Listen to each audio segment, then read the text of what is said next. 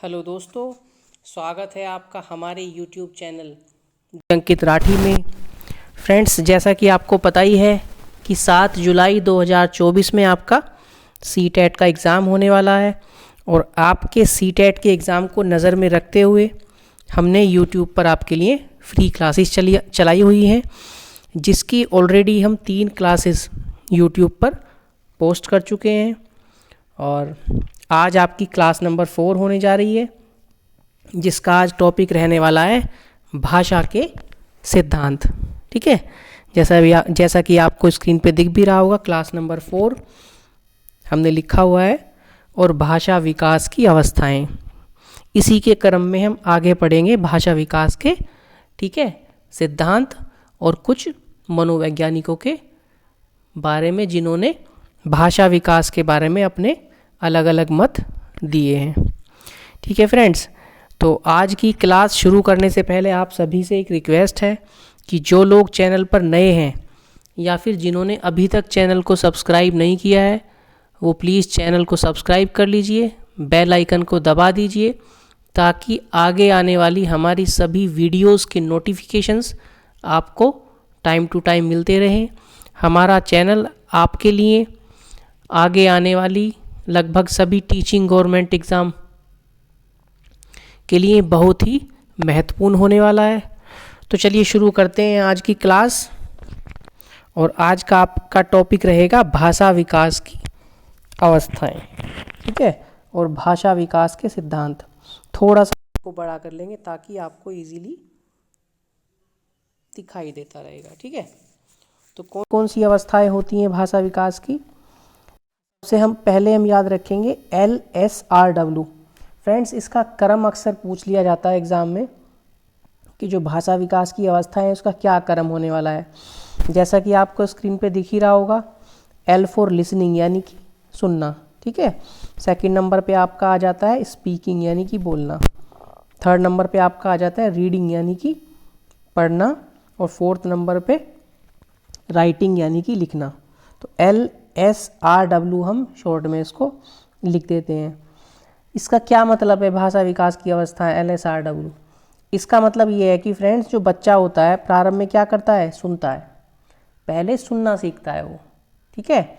Direct वो बोलेगा नहीं, डायरेक्ट वो लिखेगा भी नहीं और पढ़ भी नहीं सकता है। तो पहले बच्चा सुनना सीखता है, उसके बाद सुनने के बाद बोलना सीखता है।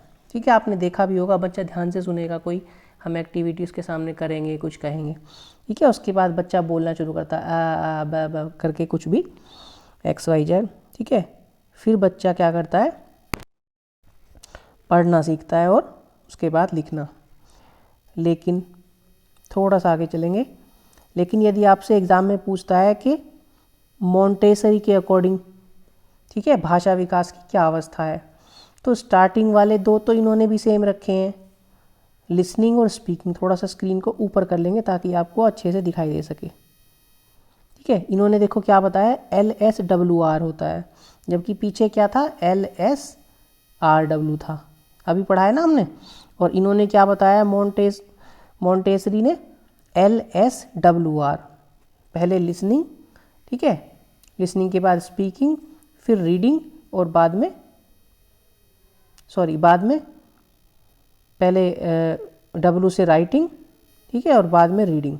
इन्होंने लास्ट वाले दो का क्रम चेंज कर दिया है। इन्होंने W पहले कर दिया है, ये देख रहे हैं ना यहाँ, और R को बाद में कर दिया है, ठीक है। तो एज पर मॉन्टेसरी पूछता है तो LSWR आप बताएंगे, ठीक है। चलिए, आई होप कि आपको समझ में आ गया होगा इतना। थोड़ा सा स्क्रीन को स्क्रॉल करेंगे ऊपर। अच्छा, कौन कौन सी अवस्थाएं होती हैं, किस तरह से बच्चे में विकास होता है भाषा का, तो एक एक करके देखेंगे। रोना, सबसे पहले बच्चा रोता है यानी क्राइंग करता है, ठीक है। रोना भाषा विकास की पहली अवस्था है। रोना भी एक तरह से भाषा का डेवलपमेंट है। बच्चा रो रहा है मतलब किसी ना किसी लैंग्वेज में कुछ ना कुछ वो बोल रहा है, ठीक है। तो भाषा विकास की पहली अवस्था होती है रोना, क्लियर। सेकंड नंबर पे आपका आ जाता है गुटकना, यानी कि इंग्लिश में बोलेंगे तो क्यूइंग। तो 3 माह का जब बच्चा हो जाता है वो गुटकना शुरू कर देता है। 3 माह का बच्चा गुटकना शुरू करता है। इसमें बच्चा स्वर्ण वर्ण का उच्चारण करता है। आपने देखा होगा 2-3 महीने का जब बच्चा होता है तो क्या बोलता है वो, ठीक है, कै कबूतर खे खरगोश थोड़ा ना बोलता है, वो केवल ए आ ई उ ए ऐसे ही बोलता है ना। और ये बात बिल्कुल फैक्ट है, यही वाले स्वर वो निकालता है। आपने देखा होगा छोटा बच्चा 3 महीने का क्या बोलेगा, ए ऊ ई, इस तरह से बच्चा बोलता है। ये क्या है, ये स्वर है हमारे ए ई आई ओ यू जो आपने पढ़ा है, ठीक है। 3 माह का बच्चा गुटकना शुरू करता है। थोड़ा सा स्लाइड को ऊपर लेंगे, फिर आ जाता है बलबलाना यानी कि बैबलिंग। 6 माह का बच्चा बलबलाना शुरू करता है। बच्चा स्वर के साथ व्यंजन मिलाना शुरू कर देता है। जब बच्चा बलबलाता है, बबलिंग करता है, तो स्वर के साथ व्यंजन भी मिलाना शुरू करता है, ठीक है। और 9 माह का बच्चा, याद रखेंगे, 9 माह का बच्चा शब्द को बार बार दोहराता है। किसी भी शब्द को यदि बोलता है वो तो बार बार रिपीट करता है, ठीक है। अब चल रही थी आपकी बात बल बनाना यानी कि 6 महीने का जब बच्चा होता है तो कैसे करता है वो, कै नहीं, जो 9 माह का बच्चा होता है इसके बारे में लिखा है। तो 6 माह का तो हो गया, स्वर के साथ व्यंजन मिलाएगा। लेकिन जब 9 माह का बच्चा हो जाता है वो, तो शब्द को दोहराता है और यह प्रक्रिया कहलाती है अनुकरण, ठीक है। कै ई को लालिया इसको बोलते हैं इंग्लिश में, ठीक है। किसी अक्षर को, शब्द को बार बार दोहराएगा किसी अक्षर को, तो उसको बोलते हैं ई को लालिया, ठीक है। जैसे एग्जाम्पल हमने दे रखा है, क्या करता जाएगा, और यह प्रक्रिया अनुकरण कहलाती है।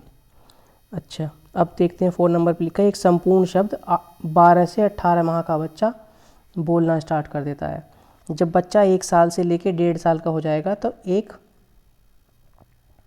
संपूर्ण शब्द बोल देगा, पूरा एक कंप्लीट वर्ड बोल देता है, जैसे पापा, मामा, चाचा, मम्मी, ठीक है, ये सब बोल देता है। सबसे पहले बच्चा संज्ञा शब्द बोलता है, जैसे कि घर, पापा, दूध, यही बोलता है ना, तो सबसे पहले संज्ञा बोलता है, ठीक है। थोड़ा सा ऊपर चलेंगे, 18 से 24 माह का बच्चा यानी कि 1.5 से 2 साल का बच्चा दूसरा शब्द बोलता है, ठीक है। दूसरा शब्द क्या बोलता है, दूसरा शब्द क्रिया होती है। इस प्रकार के बोलने को तार वाली भाषा कहा जाता है, ठीक है, तार वाली भाषा। जब बच्चा दूसरा शब्द बोल देता है, जब बच्चा 2 शब्द बोल देता है, संज्ञा और के साथ क्रिया भी बोल देता है। इसके तुरंत बाद बच्चा तीसरा शब्द बोलता है और तीसरा शब्द विशेषण होता है। जैसे कि एग्जाम्पल देखते हैं, कम दूध दो, ठीक है, कम दूध दो, पानी दो, ठीक है, और पानी दो, ठीक है। और इस तरह से विशेषण हो जाता है। यहाँ विशेषण हो जाएगा ना, कम दूध विशेषण हो जाएगा यहाँ, तो ये विशेषण भी बोलने लगता है। किसके बाद, बच्चा तार वाली भाषा के बाद। जब 2 साल का बच्चा हो जाता है तो तीसरा शब्द बोलता है विशेषण, ठीक है। व्याकरण का प्रयोग बच्चा 30 माह यानी कि 2.5 साल में स्टार्ट कर देता है। जब बच्चा लगभग 30 मंथ्स का हो जाता है, 2.5 साल का, तो वो क्या कर देता है, व्याकरण का प्रयोग करना शुरू कर देता है। कैसे, जैसे देखो एग्जाम्पल लिखा है, मम्मी आ गई, पापा चले गए, तो व्याकरण हो गई ना इसमें, सेंटेंस में। मम्मी आ गई यानी कि मम्मी आ गई हैं, पापा चले गए हैं, तो व्याकरण का यूज़ भी यहाँ हुआ है, ग्रामर का, ठीक है। तो कितना, 2.5 साल का जब बच्चा हो जाता है, जब व्याकरण का प्रयोग भी शुरू कर देता है। चलिए थोड़ा आगे चलेंगे।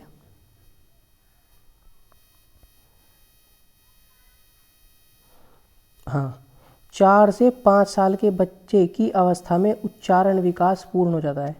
जब बच्चा 4 से 5 साल का हो जाता है, लगभग 4-5 साल का बच्चा हो जाता है, तो जो उच्चारण करता है वो ठीक बोलने लगता है, ठीक है, फिर गड़बड़ाता नहीं है वो, तो सही उसका विकास उच्चारण का पूर्ण हो जाता है। उच्चारण विकास के लिए माता पिता, परिवार जिम्मेदार होते हैं, बिल्कुल। कौन सिखाता है बच्चे को उच्चारण, कुछ गलत बोलता है तो मम्मी पापा, पेरेंट्स, ठीक है, गार्जियंस और परिवार वाले मेंबर सिखाते हैं, वही जिम्मेवार होते हैं। 9 से 10 साल की अवस्था में बालक का भाषा विकास पूर्ण हो जाता है। जब बच्चा लगभग 9 से 10 साल का हो जाता है तो भाषा का जो विकास है, लैंग्वेज का विकास पूरा हो जाता है।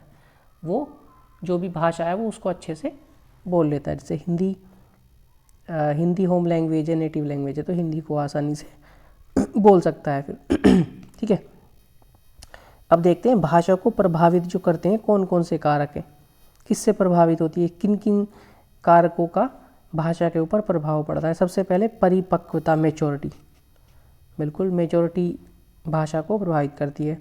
उसके बाद वाक विकार, स्पीच डिसऑर्डर, जैसे कि बोलता है बच्चा, उसमें तुतलाना या हकलाना कुछ होता है, कोई विकार होता है, डिसऑर्डर होता है, तो वो क्या करता है, उसकी लैंग्वेज को प्रभावित करता है।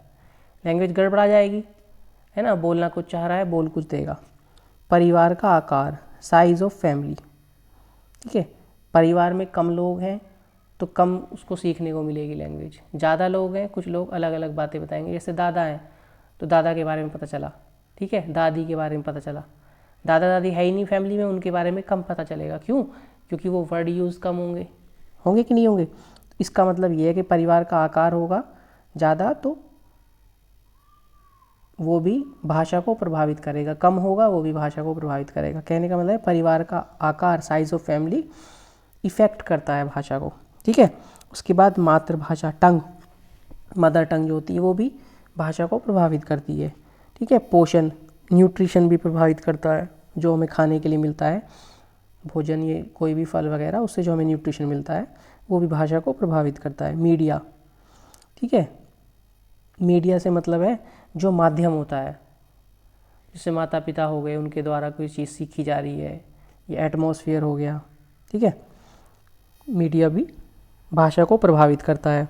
उसके बाद सहकर्मी समूह, पीयर ग्रुप्स, ठीक है, जो साथ में होते हैं समूह, बच्चे के साथ और कोई समूह, कोई भी समूह बनेगा तो वो भी भाषा को प्रभावित करता है, ठीक है। उसके बाद लास्ट में आ गया स्कूल का वातावरण, एनवायरनमेंट ऑफ स्कूल, स्कूल का कैसा वातावरण है, ठीक है, वो भी भाषा को प्रभावित करता है,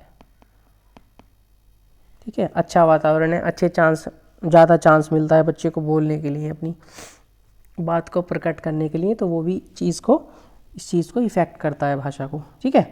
तो ये थे भाषा को प्रभावित करने वाले कारक। इनके बारे में पूछता नहीं है, थोड़ा सा बस ऐसे नॉर्मली पढ़ लेंगे। अब आ जाते हैं भाषा विकास के सिद्धांत पर, ठीक है, कौन कौन से सिद्धांत हैं, इनको ध्यान से पढ़ना है और इनके बारे में पूछा जाता है, ये ध्यान रखेंगे कौन सा सिद्धांत किस मनोवैज्ञानिक ने दिया था। सबसे पहले आ जाते हैं जीन पियाजे पर, ठीक है। जीन पियाजे ने क्या बताया था कि भाषा जो है बच्चा अहम केंद्र से सीखता है, ठीक है, खुद को केंद्र में रखकर सीखता है बच्चा। और ये वर्ड याद रखेंगे, एक पॉजिटिव वर्ड है, ठीक है, अहम केंद्र। अहम केंद्र की जब भी बात आ जाएगी भाषा से रिलेटेड, जीन पियाजे लगाएंगे आप। क्या लगाएंगे? जीन पियाजे लगा देंगे, ठीक है, आंसर में। जीन पियाजे के बाद आ जाता है नंबर सेकंड पे वातावरणीय सिद्धांत, एनवायरमेंटल थ्योरी। तो ये किसने दी थी? बीएफ स्किनर ने दी थी। बीएफ स्किनर के अनुसार बालक के भाषा विकास में वातावरण की महत्वपूर्ण भूमिका होती है, अर्थात भाषा अवलोकन के द्वारा सीखता है, घर पर, परिवार से, स्कूल में अध्यापक से, ठीक है। बीएफ स्किनर ने क्या बताया था? जो भाषा होती है कैसे सीखता है? वातावरण से सीखता है। वातावरण की बात आएगी तो आप बीएफ स्किनर को लगा देंगे, ठीक है। अहम केंद्र की बात आएगी तो आप जीन पियाजे लगा देंगे, ठीक है। आगे चलते हैं, नंबर थर्ड पे आ जाता है जन्मजात सिद्धांत, यानी कि इनबोर्न थ्योरी। अब एक थे नोम चोमस्की साहब, ये लिखा है नाम नोम चोमस्की। इन्होंने क्या कहा था? इन्होंने बताया था कि भाषा जो सीखने का होता है अंदर से ही होता है, पहले से ही जन्मजात होती है, एक यंत्र होता है। देखो पढ़ेंगे अच्छे से। नोम चोमस्की के अनुसार बच्चे के अंदर जन्म से ही भाषा सीखने की क्षमता होती है। चोमस्की ने जिसे भाषा ग्रहण साधन कहा है, जो क्षमता होती है बच्चे के अंदर भाषा सीखने की, नोम चोमस्की एक थे, उन्होंने भाषा ग्रहण साधन कहा है उसको। भाषा ग्रहण साधन इंग्लिश में बोले तो LAD यानी कि लैंग्वेज एक्विजिशन डिवाइस। बच्चे के अंदर ही होता है वो, उसी से भाषा सीखता है, ऐसा इन्होंने बताया है। बाद में चोमस्की ने LAD को सार्वभौमिक भाषा व्याकरण कहा है। LAD मतलब लैंग्वेज एक्विजिशन डिवाइस, यानी कि हिंदी में कहें तो भाषा ग्रहण साधन।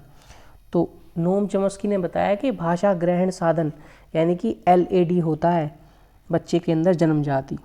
ठीक है, ये बात ध्यान रखेंगे।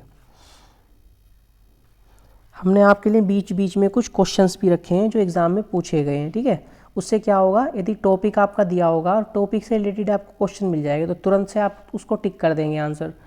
दूसरी बात, आप वो भूलेंगे नहीं कभी भी, आपको याद रहेगा। देखिए क्वेश्चन दिया है, भाषा रूपांतरण का सिद्धांत दिया था। ठीक है, भाषा रूपांतरण किससे हो जाती है भाषा रूपांतरण? लैंग्वेज एक्विजिशन डिवाइस से, LAD से। तो किसने दिया था ये? नोम चॉम्स्की ने। नोम चॉम्स्की का ही चल रहा है ना थ्योरी, इनबॉर्न थ्योरी। तो भाषा ग्रहण साधन के बारे में बताया है, चेंज करने के बारे में, तो नोम चॉम्स्की ने दिया था। एक क्वेश्चन आई थिंक और है, हाँ, भाषा विकास, भाषा के विकास से रिलेटेड हैं नोम चॉम्स्की। वैसे तो और भी लोग हैं भाषा विकास से रिलेटेड, लेकिन केवल भाषा विकास से रिलेटेड आएगा तो आप नोम चॉम्स्की लगा देंगे। ठीक है, और भाषा रूपांतरण का सिद्धांत आएगा तो भी आप नोम चॉम्स्की आंसर लगा देंगे। ठीक है, चलिए आगे चलते हैं।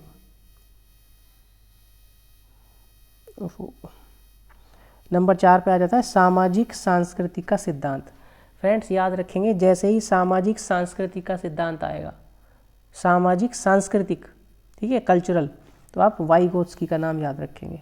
पूरा नाम है ली वाइगोत्स्की। देखो लिख देता हूँ मैं, ली वाइगोत्स्की। ठीक है, ये नाम आप याद रखेंगे, ली वाइगोत्स्की। इंग्लिश में लिखा हुआ है यहाँ ली वाइगोत्स्की। रशियन थे एक ये। सामाजिक सांस्कृतिक का सिद्धांत इन्होंने दिया है, किसके लिए? भाषा के विकास के लिए। ठीक है, तो सामाजिक सांस्कृतिक का सिद्धांत आएगा तो ली वाइगोत्स्की। ठीक है, अहम केंद्रिता का सिद्धांत आएगा तो जीन पियाजे।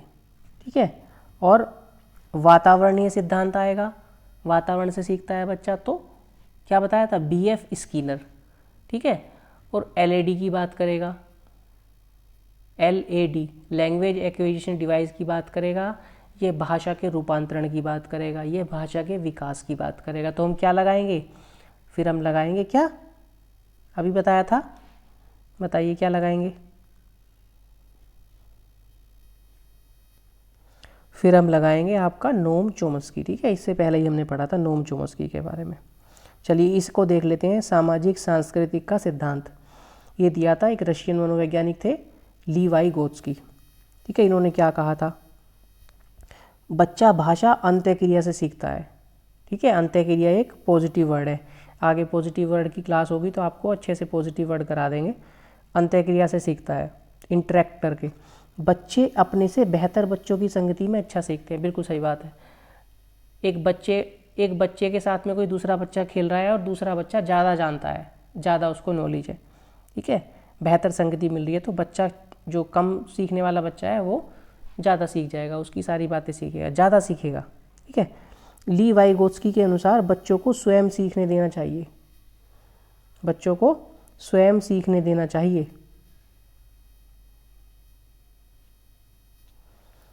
जब बच्चा कार्य करने में असमर्थ हो तब उसकी सहायता करनी चाहिए।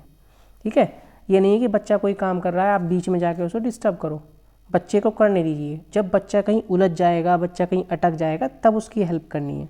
खुद से बच्चा जब कोई काम सीखता है, कोई क्रिया करता है, इंटरेक्ट करता है, एक्टिव रह के कोई काम करता है, तो जल्दी बच्चा सीखता है।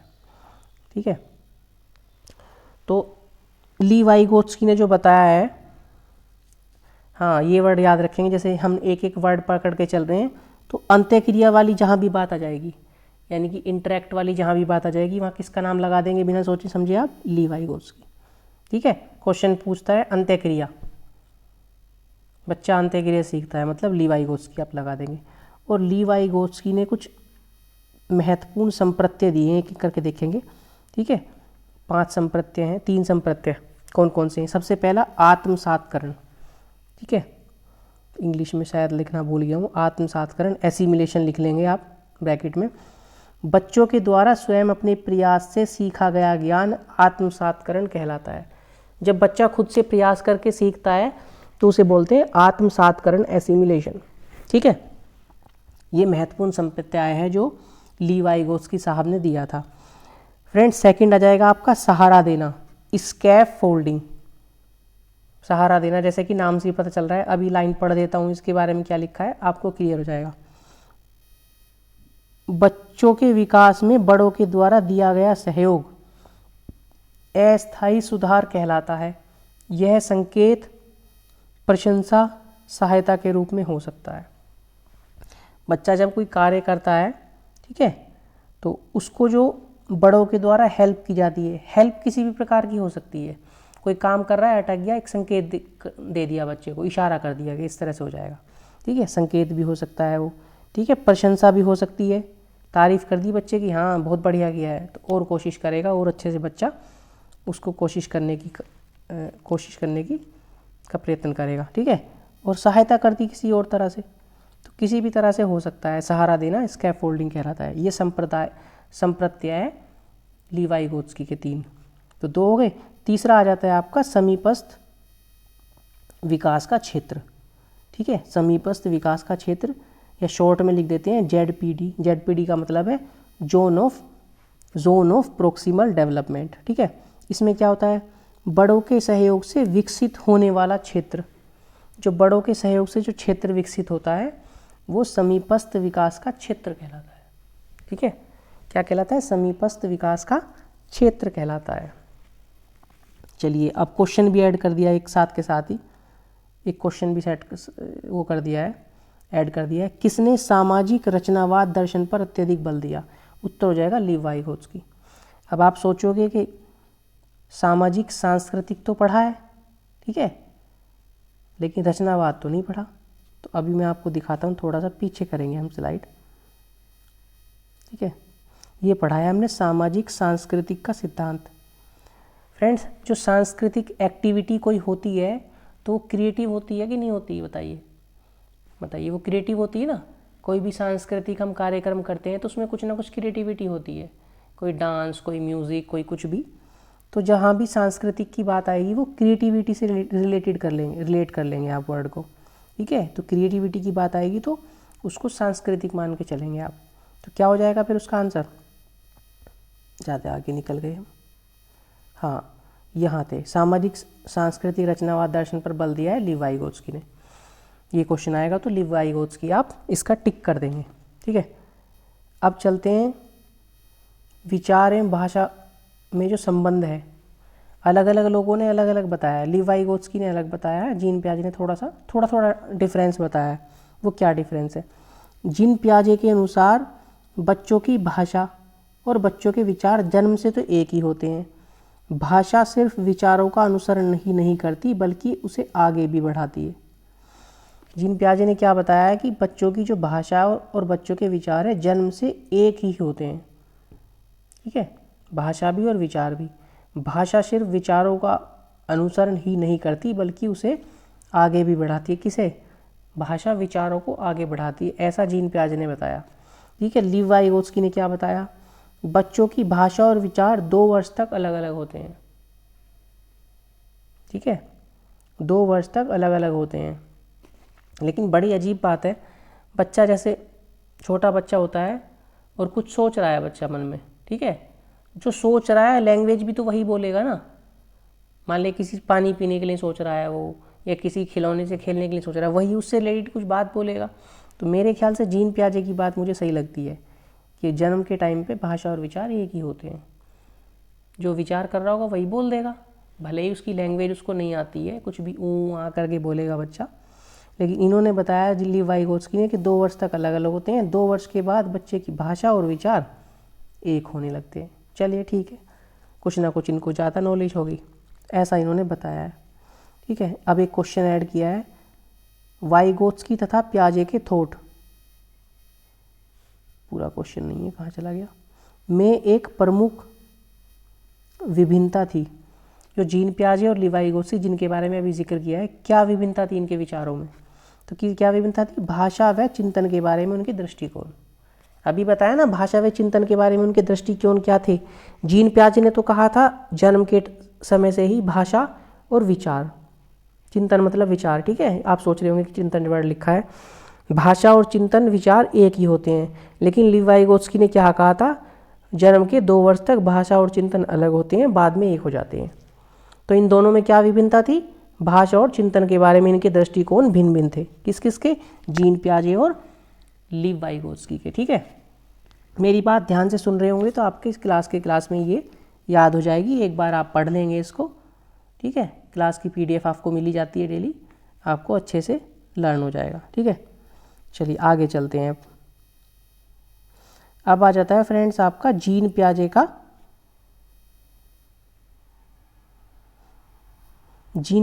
सिद्धांत। ठीक है, जीन पियाजे का संज्ञानात्मक विकास का सिद्धांत, कॉग्निटिव थ्योरी। संज्ञानात्मक विकास का सिद्धांत किसने दिया था? जीन पियाजे ने। इन्होंने क्या कहा था? जीन पियाजे ने संज्ञानात्मक सिद्धांत दिया। इनके अनुसार बच्चे संसार के बारे में अपनी समझ की रचना सक्रिय रूप से करते हैं। ठीक है, क्या बताया था जीन पियाजे ने? जो बच्चे जो हैं संसार के बारे में अपनी समझ की रचना जो कैसे करते हैं? सक्रिय रूप से। अब जिससे कि कोई कन्फ्यूज़न ना हो, इसके लिए आपको एक रूट वर्ड में बताता हूँ। संज्ञानात्मक की जहाँ भी बात आएगी या फिर दिमाग से रिलेटेड कोई बात आएगी तो आप जीन पियाजे लगा देंगे। ठीक है, संज्ञानात्मक जो सिद्धांत है वो जीन पियाजे के द्वारा दिया गया है। ठीक है, अब बच्चे दुनिया के बारे में अपनी समझ का निर्माण खुद करते हैं। समझ का निर्माण, समझ कहाँ से निकलती है? कहाँ से रिलेटेड है? दिमाग से रिलेटेड है। आंसर लगा देंगे जीन पियाजे। क्लियर है? बच्चे दुनिया के बारे में अपनी समझ का निर्माण खुद करते हैं। किसने कहा था ये? जीन पियाजे ने कहा था। क्योंकि समझ की बात आ गई, यानी कि दिमाग से रिलेटेड कोई भी बात आएगी जीन पियाजे लगा देंगे आप। क्लियर है? चलिए, अब मुख्य बिंदु क्या है जीन पियाजे के, ये भी हम देखेंगे एक एक करके। पहला वाला है मानसिक संरचना। ठीक है, जन्म के बाद जो कुछ भी व्यक्ति देखता है, ठीक है, जन्म के बाद जो कुछ भी व्यक्ति देखता है, सुनता है, समझता है, उससे उसकी मानसिक संरचना का विकास होता है। ठीक है, मानसिक वर्ड आ गया, मानसिक, समझदारी, दिमाग से रिलेटेड संज्ञान कोई वर्ड आएगा तो आप जीन पियाजे को टिक करेंगे। तो क्या बताया इन्होंने कि जन्म के बाद जो बच्चा देखता है, सुनता है, समझता है, वो उसकी मानसिक संरचना का उससे विकास होता है। बिल्कुल सही बात है, उससे उसकी मानसिक संरचना का विकास होता है। सेकंड नंबर पे इनका मुख्य बिंदु है स्कीमा। ठीक है, स्कीमा ये वर्ड बहुत पूछा जाता है, ध्यान से देखेंगे। मानसिक संरचना के आधार पर किया गया व्यवहार, जो मानसिक संरचना है उसके आधार पर जो व्यवहार करता है बच्चा, उसको स्कीमा कहते हैं। मानसिक संरचना के आधार पर किया गया व्यवहार स्कीमा कहलाता है। That's it. नंबर थर्ड पे आ जाता है अनुकूलन या फिर आत्मसातीकरण, एसिमिलेशन। ठीक है, अनुकूलन या फिर आत्मसातीकरण, एसिमिलेशन। अनुकूलन तो फ्रेंड्स आप समझते ही हैं, एडेप्टेशन। ठीक है, अपने आप को किसी भी वातावरण में वो कर लेना, एडेप्ट कर लेना, अनुकूल बना लेना। आपके अनुकूल कोई वातावरण नहीं है, लेकिन आप उसमें भी आपको खुद को अनुकूल बना लेना। मान लीजिए आप ठंडी जगह पर जाते हैं, ठीक है, और आपको हैबिट नहीं है, तो उस ठंडी जगह में रहने के लिए खुद को अनुकूल बना लेना। ठीक है, इस तरह से इसका मतलब होता है। पढ़ेंगे इसके बारे में। जब व्यक्ति ने ज्ञान को अपनी मानसिक संरचना के आधार पर ग्रहण करता है, उसमें कोई सुधार नहीं करता, उसको आत्मसातीकरण कहा जाता है। जो भी ज्ञान है, जब व्यक्ति ज्ञान को अपनी मानसिक संरचना, अपनी संरचना के आधार पर ग्रहण कर लेता है, ठीक है, उसमें कोई सुधार नहीं करता, उसमें कोई मतलब चेंजेस नहीं करता, तो उसे आत्मसातीकरण या फिर एसिमिलेशन बोलते हैं। कोई चेंजेस नहीं किया, जैसा है वैसा का वैसा ही, जैसा है वैसा का वैसा ही उसने ग्रहण कर लिया। ठीक है, फोर्थ नंबर पे आ जाता है समाविष्टीकरण या फिर समायोजन, एकोमोडेशन। ठीक है, जब व्यक्ति ज्ञान को प्राप्त करते समय अपनी मानसिक संरचना में परिवर्तन करता है या सुधार करता है, उसे समायोजन कहते हैं, अकोमोडेशन। अब देखो अंतर करेंगे दोनों में। पहले वाले में क्या था? ज्ञान को ऐसा का ऐसा ही ग्रहण कर लेता है, उसमें कोई सुधार नहीं करता। क्या कहेंगे उसे? अनुकूलन या फिर आत्मसातीकरण, या फिर इंग्लिश में बोले तो एसिमिलेशन। ठीक है, लेकिन समाविष्टीकरण और समायोजन में क्या है? अकोमोडेशन में जब ज्ञान को प्राप्त करते समय अपनी मानसिक संरचना में परिवर्तन करता है या फिर क्या करता है? सुधार करता है, तो उसे समायोजन कहते हैं। ठीक है, ध्यान रखेंगे डिफरेंस इनमें डिफरेंस ध्यान रखेंगे, तभी आप क्वेश्चन टिक कर सकते हैं। ठीक है, कथन टाइप क्वेश्चन सीटेट में आपके लिए आएगा पूछने के लिए, उसमें आप फिर कंफ्यूज हो जाएंगे। तो एक दो बार पढ़ लेंगे तो आपको अच्छे से ये याद हो जाएगा। ठीक है, चलिए आगे चलते हैं।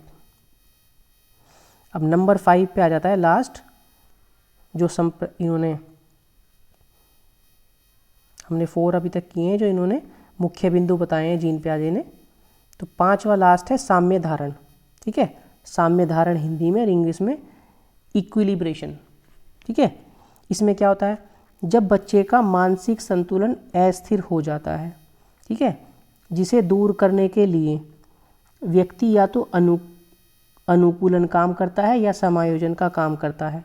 ध्यान से सुनेंगे, जब बच्चे का मानसिक संतुलन अस्थिर हो जाता है, ठीक है, इनस्टेबल हो जाता है, उसे दूर करने के लिए जो मानसिक संतुलन अस्थिर हुआ है, व्यक्ति क्या करता है, व्यक्ति या तो अनुकूलन का काम करता है, अनुकूलन मतलब थर्ड वाला जो अभी हमने पढ़ा है, या फिर क्या करता है, समायोजन का काम करता है, या फिर समायोजन मतलब 4th नंबर पे जो हमने अभी पढ़ा है, समायोजन, एकोमोडेशन।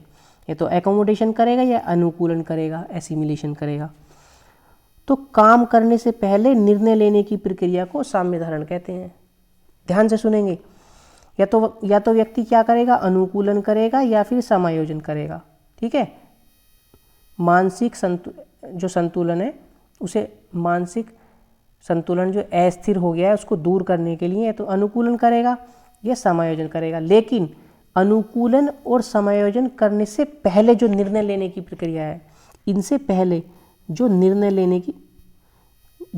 लेने की प्रक्रिया है कि अनुकूलन करना है मुझे या समायोजन करना है। फिर से ध्यान से सुनेंगे, मुझे अनुकूलन करना है या फिर समायोजन करना है, ये निर्णय लेने की प्रक्रिया को साम्य धारण कहते हैं। ठीक है, यानी कि इक्विलिब्रेशन कहते हैं। बस इतनी सी बात है, ध्यान रखेंगे। ठीक है, अब जो संज्ञानात्मक विकास की बात चल रही है उसकी अवस्थाएं होती हैं फ्रेंड्स, 3 अवस्थाएं होती हैं। ठीक है, कितनी अवस्थाएं होती हैं उसकी, 3 अवस्थाएं होती है। पहली अवस्था हो जाएगी संवेदी गामक अवस्था, या उसको बोल सकते हैं संवेदी प्रेरक चरण भी बोल सकते हैं। ठीक है, संवेदी गामक अवस्था या संवेदी प्रेरक चरण, ये होता है 0 से लेकर 2 वर्ष तक का जब बच्चा होता है। ठीक है, जब 0 से 2 वर्ष तक का बच्चा होगा तो उसके ज्ञान का आधार क्या होती है, उसकी संवेदनाएं होती हैं। ठीक है, बच्चे को भूख लगी है, बच्चे को टॉयलेट लगा है, बच्चे को प्यास लगी है, बच्चा रो के जो है बताएगा। ठीक है, संवेदनाएं उसकी क्या होती हैं, उसके ज्ञान का आधार उसकी संवेदनाएं होती हैं। अनुकरण की प्रवृत्ति, 0 से 2 साल का बच्चा रहेगा, अनुकरण करेगा, इस तरह से करेगा।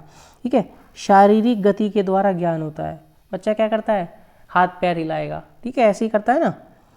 और दूसरा, इस सबसे लास्ट पॉइंट लिखा है वस्तु स्थायित्व का ज्ञान नहीं, ये सबसे इम्पोर्टेंट पॉइंट है, ये इसके बारे में पूछा जाता है। तो वस्तु स्थायित्व का ज्ञान कौन सी अवस्था में, संज्ञानात्मक विकास की किस अवस्था में नहीं होता, तो आप याद रखेंगे पहली वाली अवस्था यानी कि संवेदी गामक अवस्था। संवेदी गामक अवस्था में वस्तु स्थायित्व का ज्ञान नहीं होता। ठीक है, अब चलते हैं नेक्स्ट वाली। नेक्स्ट होती है फ्रेंड्स पूर्व संक्रियात्मक अवस्था। ठीक है, क्या होती है, पूर्व संक्रियात्मक अवस्था। ये कब से कब तक होती है, 2 से लेकर 7 वर्ष तक। ठीक है, 2 से लेकर 7 वर्ष तक ये होती है। तो इसके भी 2 पार्ट होते हैं, पहला और दूसरा। पहला पार्ट क्या होता है, पूर्व संक्रियात्मक, प्रत्यात्मक लिखा हुआ है, प्रत्यात्मक लिख दो या फिर संक्रियात्मक। और दूसरा पार्ट होता है अंतःदर्शी या अंतःप्रत अवस्था। ये 4 से 7 वर्ष तक, टोटल 7 वर्ष तक ही है। ये 2 से 4 है, ये 4 से 7 है, टोटल 2 से 7 वर्ष ही है। तो शुरू के 2 से 4 वर्ष तक पूर्व प्रत्यात्मक अवस्था। ठीक है, इसमें क्या करता है, बच्चा अधिक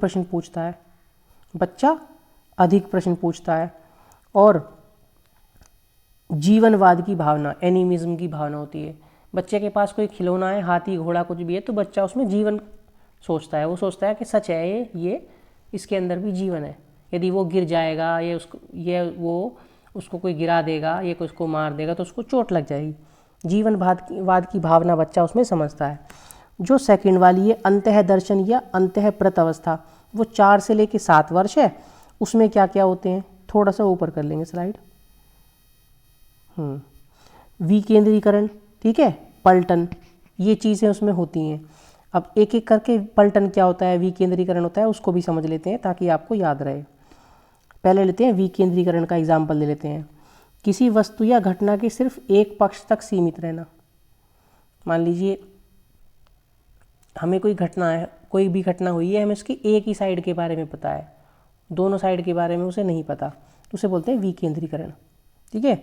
और पलटन का उदाहरण क्या हो जाएगा, पलटन को बोलते हैं इंग्लिश में रिवर्सिबिलिटी।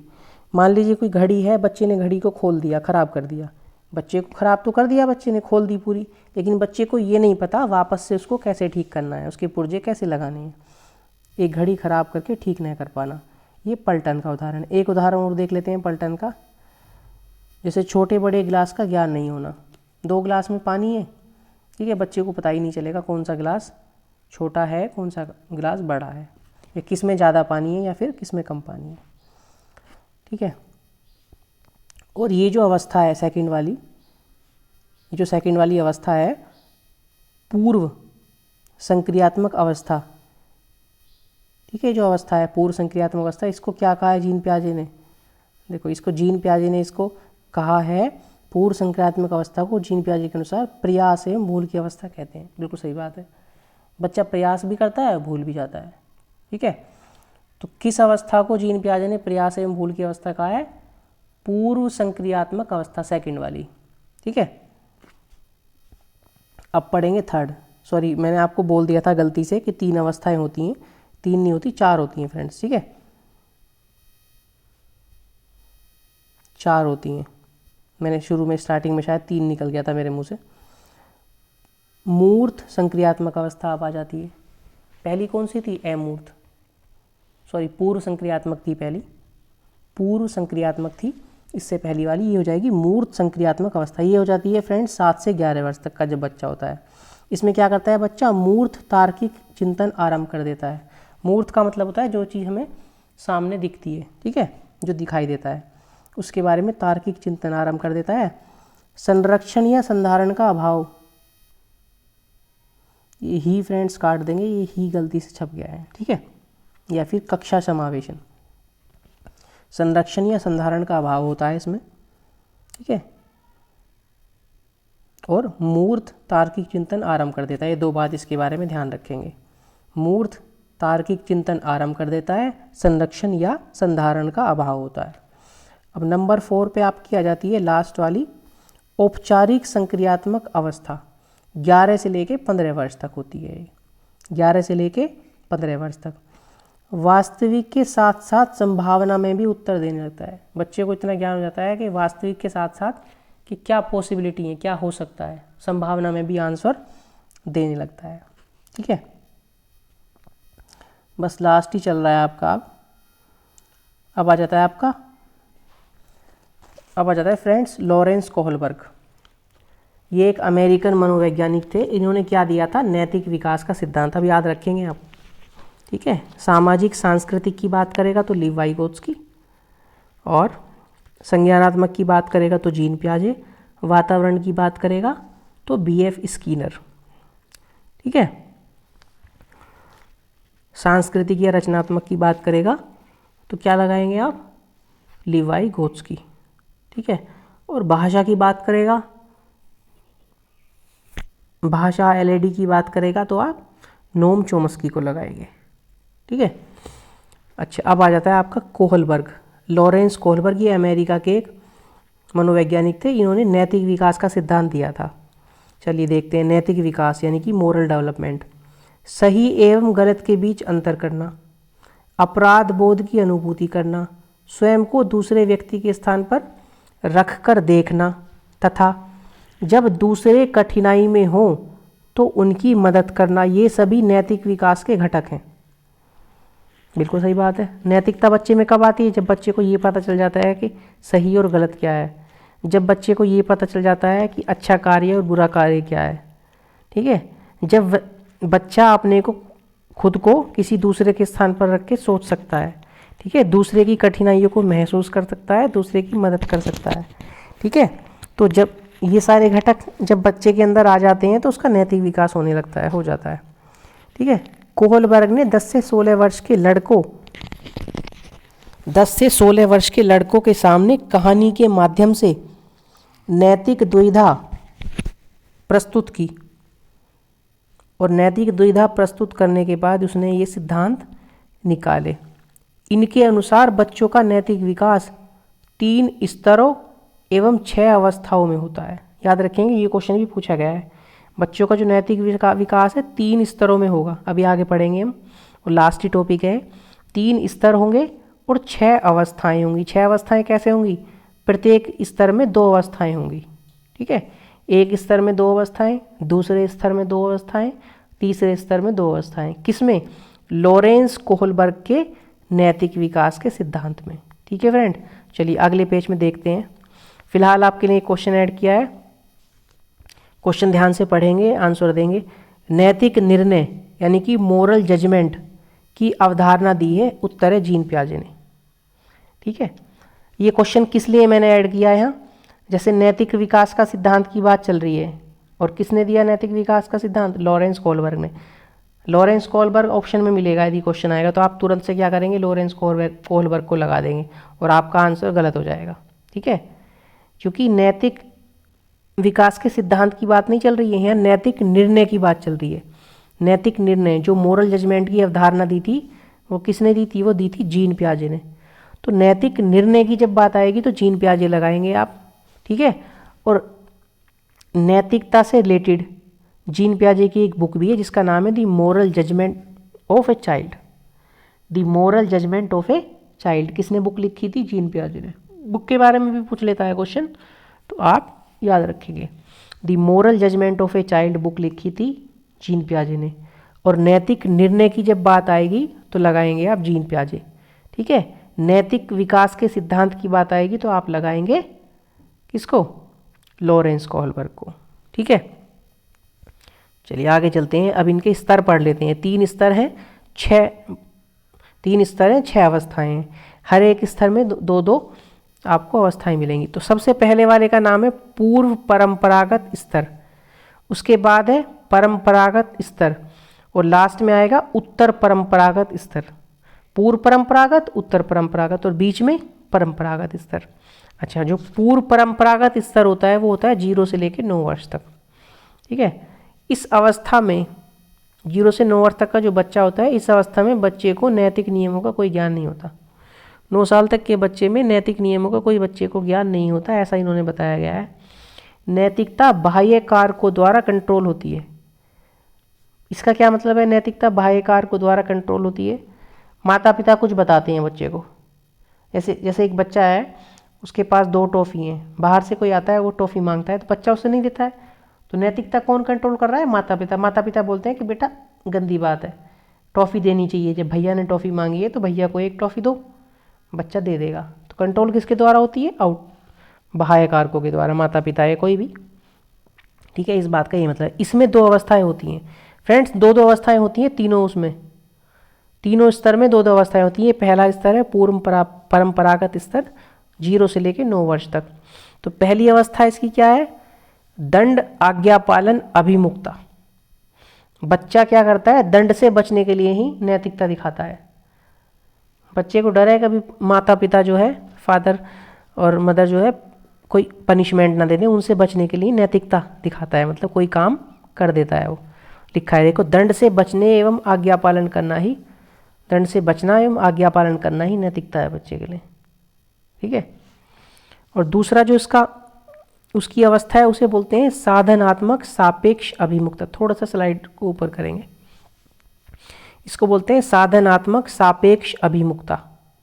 पहली थी दंड आज्ञा पालन अभिमुखता, दूसरी साधनात्मक सापेक्ष अभिमुखता। मतलब यदि किसी कार्य के बदले कुछ लाभ प्राप्त होता है तो कार्य नैतिक है। इसे जैसे को तैसा, गिव या टेक भी कहते हैं। ठीक है, मान लीजिए आपको बदले में कोई चीज़ मिल रही है किसी काम के बदले में, तो आपके लिए नैतिक कार्य हो गया वो कि हाँ अभी बदले में कुछ मिला है मुझे, तो ये कार्य नैतिक है। ठीक है, इस वाली अवस्था को साधनात्मक सापेक्ष अभिमुखता को जैसे को तैसे भी कहते हैं। ठीक है, टिट फॉर टैट या give and take, give and take भी कहते हैं। आपने कुछ उसको दिया, बदले में आपको भी कुछ मिला। ठीक है, अब सेकंड वाला स्तर आ जाता है परंपरागत स्तर। पहले हमने पढ़ा था पूर्व परंपरागत स्तर, ये पढ़ा था ना, पूर्व परंपरागत 0 से लेकर 9 वर्ष। अब आ जाता है आपका परंपरागत स्तर। ठीक है, 9 से लेके 12 वर्ष। इसको प्रथागत भी बोल देते हैं, रूढ़िगत अवस्था भी बोल देते हैं स्तर। प्रथागत भी बोल देते हैं, रूढ़िगत स्तर भी बोल देते हैं कभी कभी। इसमें भी वही 2 अवस्थाएं होती हैं। पहली कौन सी है? परस्पर एक रूप अभिमुखता। परस्पर एक रूप अभिमुखता मतलब नाइस बॉय नाइस गर्ल वाली अवस्था इसको बोल देते हैं। जैसे बच्चे की तारीफ कर देंगे कि बहुत अच्छा लड़का है, बहुत अच्छी लड़की है, खुश हो जाएंगे। वो क्या करेंगे, फिर आपने जो कोई काम बताया है तो एकदम से दौड़ के करेंगे। ठीक है, बच्चों की नैतिकता बड़ों की आशाओं के अनुरूप कार्य करने की होती है। माता पिता ने या किसी बड़े ने तारीफ कर दी तो बच्चे खुश हो जाते हैं, तो उनका काम करेंगे, उनके काम करने में नैतिकता मानेंगे। क्यों? क्योंकि उनको उनकी तारीफ की है, अच्छा बच्चा, अच्छी लड़की कहा है उनको। ठीक है, तो ये आ जाता है आपका परस्पर एक रूप अभिमुखता अवस्था में। और दूसरी अवस्था इसकी कौन सी है? अधिकार संरक्षण अभिमुखता। समाज का नियम सर्वव्यापी है, हमें मानना ही पड़ेगा, किसी भी हाल में पालन करना पड़ेगा। कोई भी समाज का नियम है, ठीक है, और हमें उसको मानना ही है, किसी भी हाल में मानना पड़ेगा। मान लीजिए ट्रैफिक लाइट का सिग्नल है, रेड हो रहा है तो आपको रुकना ही पड़ेगा। ठीक है, तो ये हो जाएगा आपका परंपरागत स्तर। इसकी दोनों अवस्थाएं, परस्पर एक रूप अभिमुखता, नाइस बॉय नाइस गर्ल, बड़ों की आशाओं के अनुरूप कार्य करते हैं। और दूसरा अधिकार संरक्षण अभिमुखता किसमें हमें कोई भी नियम है उसको हर हाल में एनी हाउ मानना ही पड़ेगा। अब आ जाता है आपका लास्ट स्तर, उसे बोलते हैं उत्तर परंपरागत स्तर। पहला वाला 0 से 9 वर्ष था, दूसरा 9 वर्ष से 12 वर्ष था। ठीक है, और तीसरा 12 वर्ष से आगे की अवस्था को उत्तर परंपरागत स्तर बोलते हैं। ठीक है, इसमें भी 2 स्तर हैं, इसमें भी 2 अवस्थाएं होती हैं, स्तर बोल रहा हूँ। पहली सामाजिक संपर्क अभिमुखता, उत्तर परंपरागत स्तर 12 वर्ष से आगे, इसमें भी 2 अवस्थाएं होती हैं, जिसमें पहली आपकी हो जाएगी सामाजिक संपर्क अभिमुखता। व्यक्ति का नैतिक निर्णय बहुमत के विचारों से प्रभावित होता है। मतलब एक बच्चा है, उसके 4-5 दोस्त हैं, उन सब ने कुछ भी बोल दिया कि हाँ यही करना चाहिए, ये ठीक है, तो बच्चा क्या करेगा, उनकी बात को मान लेगा, बहुमत उसको मिल गया वहाँ से, तो बहुमत के विचारों से प्रभावित हो जाता है। सामाजिक संपर्क अभिमुखता इसको बोलते हैं। ठीक है, आगे चलेंगे। और लास्ट वाला है इसकी अवस्था सार्वभौमिक नैतिक सिद्धांत अभिमुखता। बच्चा अपने दिमाग का इस्तेमाल करता है, जो उसे सही लगता है वो करता है। बच्चों को नैतिक निर्णय उनकी अंतरात्मा पर निर्भर होता है। उसका बच्चे का जो मन कहेगा, ये नहीं है कि बहुमत मिल गया, कोई कुछ बोल रहा है कोई कुछ बोल रहा है बहुमत मिला, नहीं, अपने अंतर से अपने माइंड से सोच के जो उसकी अंतरात्मा बोलती है उसी के अकॉर्डिंग वो काम करता है। ठीक है, उसी के अकॉर्डिंग वो निर्णय लेता है। तो ये टोटल 6 अवस्थाएं हो जाती हैं, 3 स्तर। ठीक है, पहला स्तर 0 से 9 वर्ष तक पूर्व संक्रियात्मक स्तर। ठीक है, उसकी 2 अवस्थाएं हो जाती हैं। दूसरा हो जाता है परंपरागत स्तर, ये प्रथागत स्तर कह देते हैं उसको, 9 से 12 वर्ष। और तीसरा आ जाता है आपका 12 वर्ष से आगे उत्तर संक्रियात्मक अवस्था। यही है ना, उत्तर परंपरागत स्तर। ठीक है, और पहला था पूर्व परंपरागत स्तर। तो और तीनों की 2-2 अवस्थाएं, 2-2 अवस्थाएं तीनों की हो जाती हैं। इसके बाद लास्ट में पढ़ लेते हैं कोलबर्ग के नैतिक विकास के सिद्धांत की आलोचना। जितने भी फ्रेंड्स ये थे मनोवैज्ञानिक थे, सबके सिद्धांत की किसी ना किसी ने आलोचना की है। तो इनकी आलोचना क्या की गई थी? पहले नंबर पर लिखा है कोलबर्ग ने नैतिक उत्तर केवल लड़कों से प्राप्त किए। इसलिए भी इनकी आलोचना की गई थी कि इन्होंने जो नैतिक उत्तर जो प्राप्त किए हैं केवल लड़कों से प्राप्त किए हैं, इसलिए इनके सिद्धांत की आलोचना की गई थी। ठीक है, दूसरी क्यों की गई थी आलोचना, इन्होंने अपना नैतिक सिद्धांत यूरोपीय संस्कृति के आधार पर दिया। केवल यूरोपीय संस्कृति के बच्चों को इन्होंने आधार बनाया, ये नहीं सब जगह से थोड़े थोड़े बच्चे लेके आप प्रयोग करोगे, एक्सपेरिमेंट करोगे तो ज़्यादा अच्छा आंसर आपको मिलेगा। ठीक है, तो इसलिए इनके सिद्धांत की आलोचना हुई थी। तो फ्रेंड्स, ये थी आज की क्लास और उम्मीद करते हैं कि आपको क्लास पसंद आई होगी। और कल की क्लास में कल तो क्लास नहीं होगी, अब क्लास आपकी होली के बाद ही होगी। ठीक है, होली के बाद ही होगी, और हो सकती है होली से पहले तो क्लास डल जाएगी, क्योंकि कल तो मुझे ट्रैवल करना है, तो कल तो क्लास आपकी नहीं होगी। ठीक है, अगली क्लास जो भी होगी उसमें आपका टॉपिक रहेगा अधिगम, यानी कि लर्निंग के बारे में रहेगा, और आपका इवान पावलोव के बारे में, बहुत ही इंपॉर्टेंट टॉपिक रहने वाला है, इवान पावलोव के बारे में आपका रहेगा। ठीक है, शास्त्रीय अनुबंधन का सिद्धांत, ये सब आपको देखने के लिए मिलेगा अगली क्लास में। ठीक है फ्रेंड्स, तब तक आपकी ये 4 क्लास अभी तक हो गई हैं, चारों को अच्छे से रिवाइज कीजिए। क्लास की पीडीएफ आपको बराबर सेम डे पे मिल जा रही है, और आज की क्लास की पीडीएफ भी आपको मिल जाएगी। ठीक है फ्रेंड्स, ये हमारे सोशल मीडिया अकाउंट्स हैं, फेसबुक अंकित राठी के नाम से है, इंस्टाग्राम अंकित राठी के नाम से है, आप फॉलो कर सकते हैं। ठीक है, फॉलो करके कोई भी मैसेज वगैरह आप करना चाहें तो कर सकते हैं। टेलीग्राम दी अंकित राठी के नाम से टेलीग्राम ग्रुप ज्वाइन कर लीजिए, उसमें भी आपको हर क्लास की जानकारी, क्लास के लिंक और पीडीएफ आपको मिल जाएंगे। ठीक है, यूट्यूब आपको पता ही है दी अंकित राठी के नाम से। आपने सब्सक्राइब किया हुआ है चैनल तो अच्छी बात है, नहीं किया हुआ तो आप सब्सक्राइब कर लीजिए और बेल आइकन को भी दबा लीजिए, ताकि हमारी सभी वीडियोस के नोटिफिकेशन आपको मिलते रहें। ठीक है फ्रेंड्स, तो उम्मीद करते हैं कि क्लास आपको पसंद आई होगी। मिलते हैं कल फिर एक नई क्लास में, तब तक आप अपना ध्यान रखिए। ठीक है, मस्त रहिए, स्वस्थ रहिए, और एडवांस में आप सभी को हैप्पी होली। होली और रंग होली की आपको हार्दिक शुभकामनाएं, आपको और आपके परिवार को बहुत बहुत ढेरों बधाई। चलिए, बाय।